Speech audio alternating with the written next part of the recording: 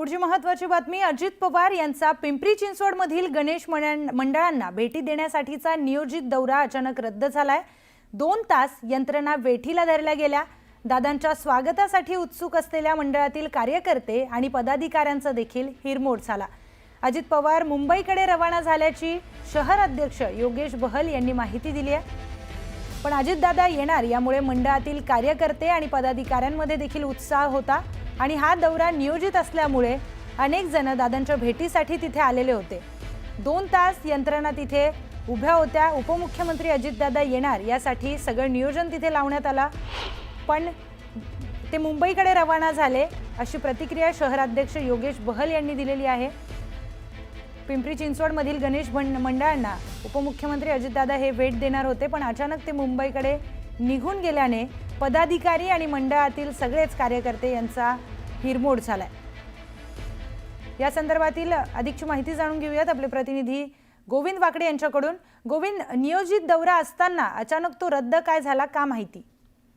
प्रियंका, खरं तर मागील अनेक वर्षांपासून अजितदादा दरवर्षी पिंपरी चिंचवड हा त्यांचा बालेकिल्ला आहे आणि तिथे त्यांचे अनेक समर्थक आहेत। त्यांच्या गणेश मंडळाच्या जे कार्यकर्ते आहेत, पदाधिकारी आहेत, त्यांच्या भेटीसाठी येत असतात। त्याच पद्धतीनं हा आजचा नियोजित दौरा होता। 40 मंडळांना ते भेट देणार होते आणि त्यामुळे जय्यत तयारी त्यांच्या स्वागतासाठी मंडळाने केली होती। 2 तासाहून अधिक पोलीस यंत्रणा देखील त्यांच्या एकंदरीत सुरक्षेसाठी तैनात होती आणि शेकडो नागरिक देखील तैनात होते। मात्र अचानक त्यांचा दौरा रद्द झाल्याची माहिती योगेश बहल यांच्याकडून माध्यमकर्मींना देण्यात आली। खरं तर IPS अधिकारी, ज्या महिला IPS अधिकारी आहेत अंजना कृष्ण, त्यांच्या वादाची एकंदरीत जी काय झालर आहे ते दौरा रद्द मागेसाठी आहे का अशी देखील चर्चा आता इकडे रंगलेली आहे। मात्र जी माहिती देण्यात आली की मुंबईमध्ये न्यायाधीशांच्या संदर्भातील एक कार्यक्रम आहे आणि त्या कार्यक्रमासाठी अजितदादांना जावं लागते। मात्र एकूणच हिरमोड झालेला आहे। दादा या आधी असा दौरा कधीही त्यांनी रद्द केलेला नाही आणि ज्या पद्धतीने तयारी केली गेली होती पदाधिकाऱ्यांकडनं एक उत्साह होता। मात्र या सगळ्यावरच आता आनंदावर विरजण आल्याचं दिसतंय। एकंदरीत या संदर्भामध्ये आता अजितदादा स्वतः काही मुंबईमध्ये आल्यानंतर स्पष्टीकरण देत आहे का हे बघावं लागेल। मात्र सकाळी 12:30 ते रात्री 10 वाजेपर्यंतचा आजचा त्यांचा जो नियोजित दौरा होता तो रद्द झाल्याची माहिती आता आपल्याला देण्यात आलेली आहे। धन्यवाद गोविंद, आपण दिलेल्या सविस्तर माहितीसाठी। तर राज्याचे उपमुख्यमंत्री अजित पवार यांनी सोलापूर जिल्ह्यातील करमाळ्याच्या पोलीस उपअधीक्षक अंजना कृष्णा यांना फोनवरून दमदाटी केल्याचा आरोप करण्यात येतोय। माड्याच्या कुर्डू गावामध्ये रस्त्याच्या कामासाठी मुरुम उत्खनन होत असल्याची तक्रार आली होती। त्यानंतर पोलीस उपअधीक्षक अंजना कृष्णा या स्वतः घटनास्थळी पोहोचल्या। यावेळी स्थानिक आणि पोलिसांमध्ये शाब्दिक चकमक झाली।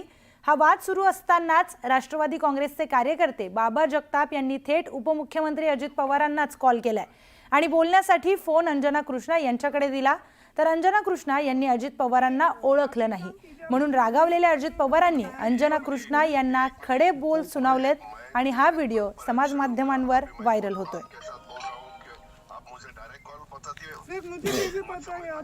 दरम्यान उपमुख्यमंत्री अजित पवार आणि IPS अंजना कृष्णा यांच्यात काय संभाषण झालंय ते पाहूयात।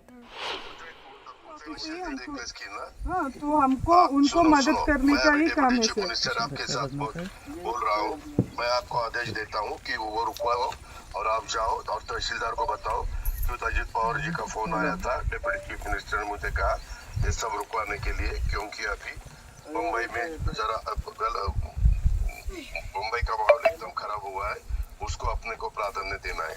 मेरा नाम बताओ उनको सर। वो मुझे आप एक काम कीजिए, आप मुझे मेरे फोन में मतलब डायरेक्ट कॉल कीजिए ना। 1 मिनट, मैं तेरे ऊपर एक्शन लूंगा। अभी मैं खुद आपके साथ बोल रहा हूँ कि आप मुझे डायरेक्ट कॉल बताती हो। सर मुझे कैसे पता है आप सर समझ रही है सर, जो आप बोल रही है समझ रही है, पर मुझे सुनो